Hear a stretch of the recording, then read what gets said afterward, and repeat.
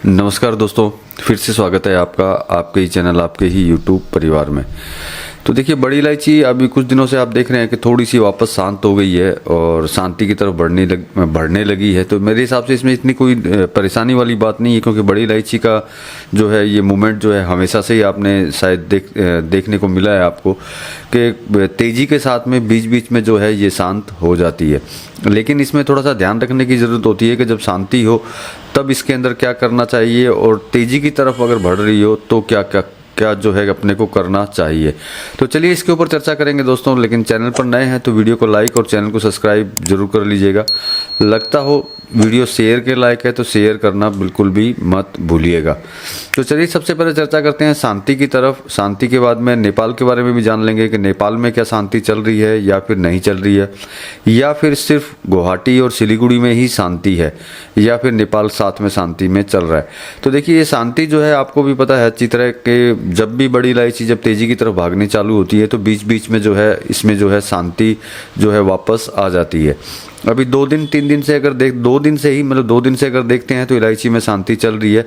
तो इस शांति से मेरे हिसाब से आपको ज़्यादा मतलब पैनिक या घबराने की इसके अंदर आपको ज़रूरत जो है बिल्कुल भी नहीं पड़ती है, ना ही आपको किसी तरह की मेरे हिसाब से इसमें कोई टेंशन लेनी चाहिए। अब सबसे बड़ी दिक्कत इसके अंदर ये होती है कि भाई जब शांति चल रही होती है तो आप लोगों को जब भी ये तेज़ी की तरफ आती है तो आप सिर्फ वापस तेज़ी की तरफ देखने लग जाते हैं। आप जो है जो भी आप विचार करते हैं उसके अंदर यही सोचते हैं कि चलो और आगे जाने दो, और आगे जाने दो, और आगे जाने दो, तब जाकर के जो है हम अपना काम करेंगे या प्रॉफिट लेंगे या फिर माल को बेचेंगे। तो इस चीज़ की जो है टेंशन जो है आपको रहती है कि सिर्फ तेज़ी की तरफ ये जाएगी, ज़्यादा तेज़ हो तो हम लोग जो है माल बेचना चालू करें। लेकिन कभी कभार ऐसा हो नहीं पाता है। जैसे अभी की बात करते हैं तो प्रेजेंट टाइम के अंदर जो है शुरुआत जो वापस शुरुआत के साथ में जो है अच्छी तेज़ी इसके अंदर आने लगी, और उसी तेज़ी को देखते हुए आप लोगों को ऐसा लगने लगा कि भाई अब और तेज़ जाएगी तो हम लोग इसके माल को जो है बेचेंगे, मतलब अच्छा मुनाफा अच्छा प्रॉफिट लेकर के हम लोग आगे की तरफ बढ़ेंगे। लेकिन इस तरीके का जो है हुआ नहीं और थोड़ी सी शांति इसके अंदर आ गई। तो अब देखिए इस शांति के अंदर करना क्या चाहिए। तो सबसे बड़ी चीज़ है, देखिए इस शांति के अंदर जो है आप खुद अपना विचार कर सकते हैं कि भाई प्रेजेंट टाइम में जिस तरह की शांति चल रही है इसके अंदर माल बेचना चाहिए या खरीदना चाहिए। और देखिए कोई नया बंदा है, नया इसके अंदर प्रेजेंट टाइम में घुस रहा है तो उसको तो बहुत ज़्यादा ख्याल अपना रखना होगा, क्योंकि महंगे भावों में जब खरीदेंगे तो रिस्क फैक्टर भी महंगे ही हो जाएंगे, मतलब कि रिस्क जो है उसके अंदर ज़्यादा ही रहने वाली है। तो वो अपना अलग से विचार कर ले कि ऐसे टाइम के अंदर क्या इलायची लेनी चाहिए या फिर नहीं लेनी चाहिए। लेकिन इसके अंदर जो नया घुसने की कोशिश कर रहा हो, कभी इलायची में ज़बरदस्त तेज़ी है, हम माल खरीद लेते हैं और आगे जो है मुनाफा ले लेते हैं। तो देखिए वो अपना बहुत ज़्यादा सोच समझ करके इसके अंदर घुसें, सोच करके ही आगे की तरफ बढ़े, जिससे कि उनको किसी तरह का कोई नुकसान उसके अंदर ना हो। और देखिए जिनके पास माल है, जिन्होंने माल लेके रखा हुआ है छोटी इलायची बड़ी इलायची का, तो उनको वैसे घबराने वाली इसके अंदर कोई बात नहीं है, क्योंकि अगर नेपाल की बात करते हैं तो नेपाल भी 1-2 दिन से जो है कंटिन्यू शांत है। किसी तरह का मूवमेंट जो है नेपाल के अंदर भी जो है नहीं दिखाई दे रहा। भाव की अगर बात करते हैं नेपाल की, तो भावों में जो है प्रेजेंट टाइम में तेज़ी ही देखने को मिल रही है। अब देखिए इसके अंदर विचार आपको ही करना होगा कि ऐसे समय के अंदर आपको माल बेच के प्रॉफिट लेना चाहिए या फिर नहीं लेना चाहिए। और मैं जितना आपको बताता हूँ उससे अगर आपको सारा कुछ समझ में आ जाता है तो आप अपना विचार कर सकते हैं कि आपको किस तरीके से जो है आगे जो है करना चाहिए, मतलब माल बेचना चाहिए खरीदना चाहिए। आप अपना विचार खुद कर सकते हैं। और फिर विचार नहीं कर पाते हैं तो मैं आपके लिए हाजिर हूँ। आप व्हाट्सअप कर दीजिएगा मुझे, तो आप मेरे से जुड़ पाएंगे। जुड़ने से आपको पता चल जाएगा कि आपको किस तरीके से आगे काम करना चाहिए। लेकिन प्रेजेंट टाइम में इतना ही बोलना चाहूँगा कि इतनी घबराहट आपको लेकर के चलने की ज़रूरत नहीं है।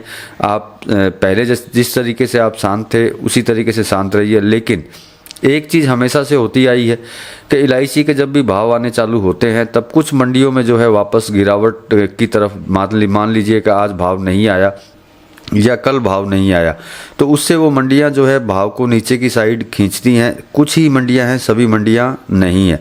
तो वो अगर भाव नीचे की साइड खींचते हैं तो आप अपना विचार कर सकते हैं कि ऐसे नीचे जाने के समय में जिस हिसाब से नीचे इलायची को लेके जाया जाएगा या लेके जा रहे हैं, तो उस टाइम में आप विचार कर सकते हैं कि आपको माल उस टाइम में पकड़ना चाहिए कि नहीं पकड़ना चाहिए। क्योंकि देखिए अगर भविष्य की बात करते हैं तो भविष्य में देखिए प्रेजेंट टाइम के अंदर जो है अगर नेपाल के माल की और बड़ी इलायची के भविष्य की बात करते हैं तो कहीं पे भी किसी तरह की कोई दिक्कत इसके अंदर दिखाई नहीं दे रही है। और अगर दिखाई देती तो आप तक जो है खबर मैं ज़रूर पहुंचाता कि इसमें इस तरह की दिक्कत है। जैसे बारिश की अगर बात करते हैं तो बारिश भी हो रही है, तो बारिश की वजह से भी कुछ लोग बोल सकते हैं कि भाई बारिश हो चुकी है तो शायद रेट बहुत ज़्यादा गिर जाएंगे या ये हो जाएगा या वो हो जाएगा। तो देखिए बारिश से ऐसा कुछ भी नहीं होने वाला है। बारिश से सिर्फ इतना ही होगा कि जो पौधे बचे हुए हैं वो बचे हुए रहेंगे, मरे हुए पौधे वापस जिंदा नहीं हो सकते। तो बस जो फसल आने वाली है, जो जितनी भी फसल जब हम जैसे आप बात करते हैं कि 20% आएगी या 25 या 30%, फसल उतनी की उतनी आनी है, चाहे बारिश और ज़्यादा हो जाए या बारिश रेगुलर चलती रहे।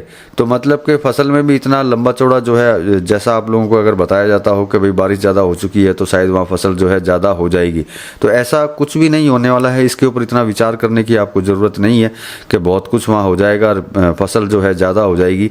इस तरह का कोई भी सिनेरियो जो है बिल्कुल भी नहीं है। भाव की बात करते हैं नेपाल की तो अच्छी खासी तेज़ी के अंदर है। तेज़ी में होते हुए भी जो माल है, माल नहीं मिल रहा है। ऐसा नहीं है कि भाई भाव तेज़ है तो नेपाल के लोगों ने जो है माल ज़बरदस्त बेचना चालू कर दिया हो। तो ज़बरदस्त किसी तरह का माल नहीं बिक रहा है। मैंने पहले कुछ वीडियो में आपको बताया भी था, अगर आप 100 बैग मांगते हैं नेपाल के अंदर और अगर आपको 20 बैग भी मिल जाते हैं तो बहुत बड़ी बात है।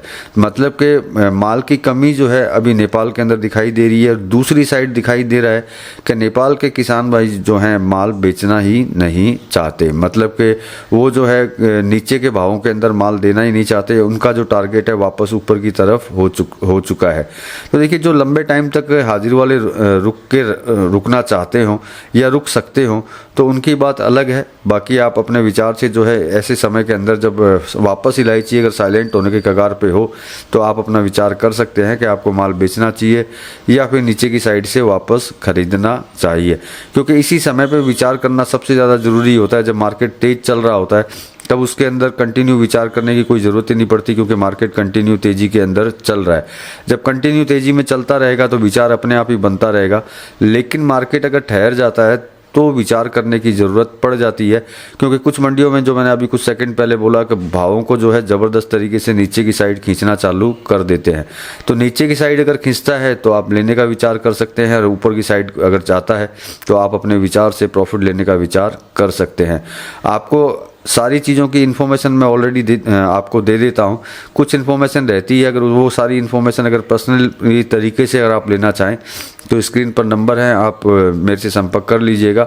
मैं आपको बता दूंगा कि ऐसे समय के अंदर जो है आपको क्या करना चाहिए। क्योंकि यही समय जो है सबसे ज़्यादा विचारणीय होता है जब कोई कमोडिटी एक जगह पे रुक जाती है। तो चलिए, थोड़ी सी इन्फॉर्मेशन थी दोस्तों। मिलेंगे अगले वीडियो में अगली जानकारी के साथ में। तब तक के लिए धन्यवाद।